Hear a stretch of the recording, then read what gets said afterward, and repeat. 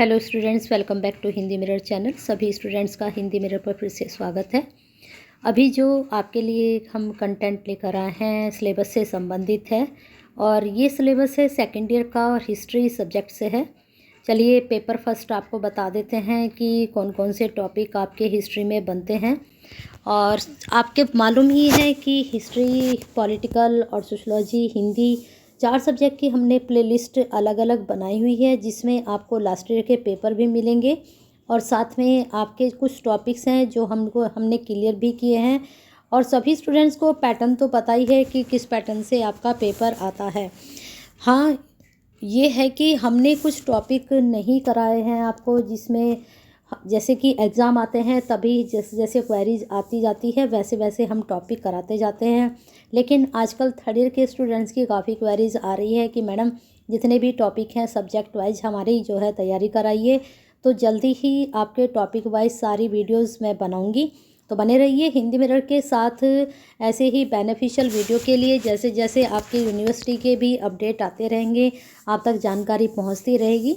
तो BA first sem के exam जल्दी ही आने वाले हैं, तो बीए फर्स्ट सेम जितना भी है हमसे जो अभी न्यू स्टूडेंट जुड़े हैं बीए फर्स्ट सेम के, तो वो हमसे ज़रूर कांटेक्ट करें। यानी कि हमने नंबर बताया हुआ है 8171796251। इस नंबर से आप अपनी क्वेरी सेंड कर सकते हैं और साथ में आप यूट्यूब पर भी कमेंट बॉक्स में अपनी क्वेरी जो है सेंड कर सकते हैं। और बीएफएसएम के जितने भी स्टूडेंट्स हैं उनको भी बता दें कि 4 सब्जेक्ट की आपकी तैयारी होगी हिंदी मिरर की तरफ से। तो बने रहिए। सब्सक्राइब नहीं किया है तो कर लीजिए, बेल आइकन हिट नहीं किया तो कर दीजिए और ज़्यादा से ज़्यादा लाइक कीजिए, शेयर कीजिए, क्योंकि सिलेबस की सभी को ज़रूरत है। जितने भी सेकेंड ईयर थर्ड ईयर के स्टूडेंट्स हैं, अभी मैंने सेकेंड ईयर की वीडियो बनाई हैं, अभी मैं थर्ड ईयर की वीडियो भी बनाऊंगी। थर्ड ईयर की वैसे मैं हिंदी की अपलोड कर चुकी हूँ सिलेबस, और सब्जेक्ट की जल्दी ही आपके भी लेकर आऊँगी।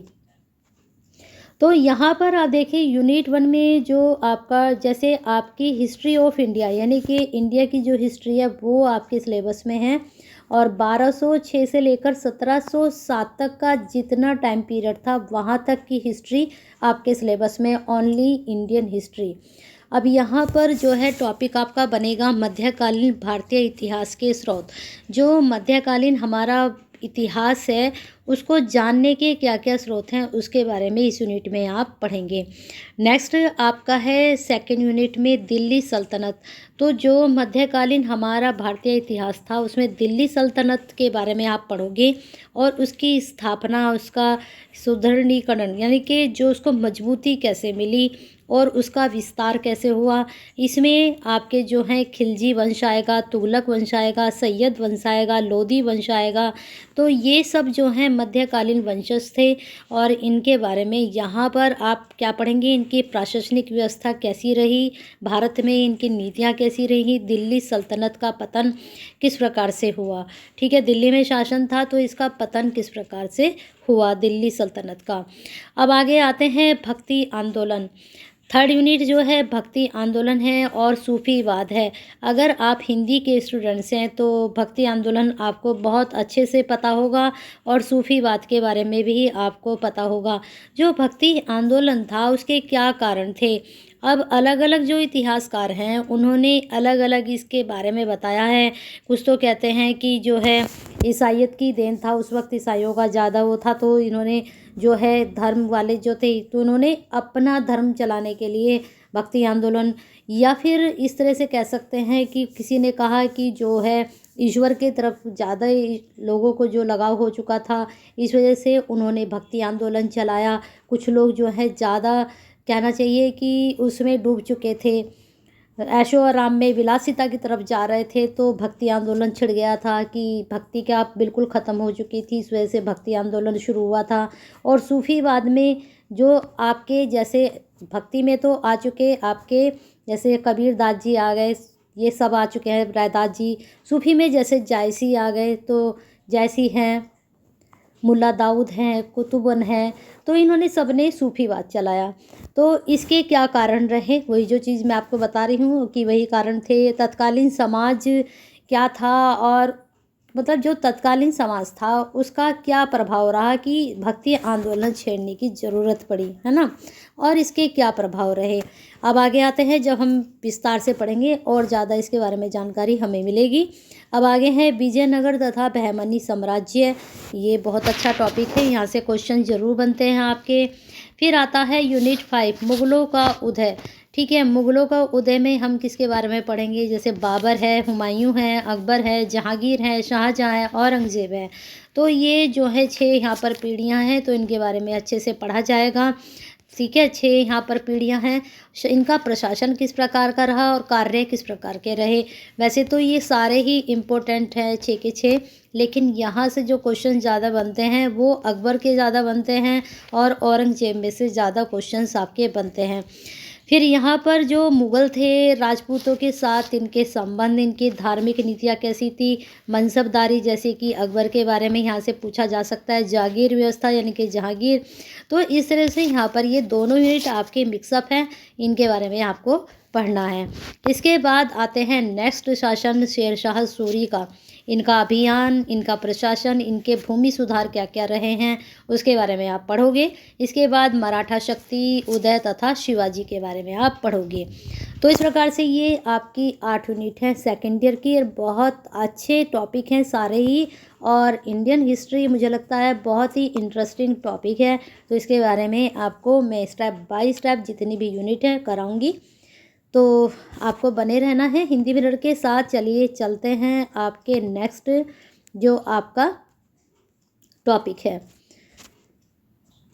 अब देखिए आपके आ चुके हैं हम सेकंड पेपर पर, और इसमें है वर्ल्ड हिस्ट्री, जो कि टाइम पीरियड रहेगा आपका 1453 से लेकर 1815 तक, यानी कि एक आपका जो टाइम पीरियड है वो 1400 समझ लीजिए और 1800 तक।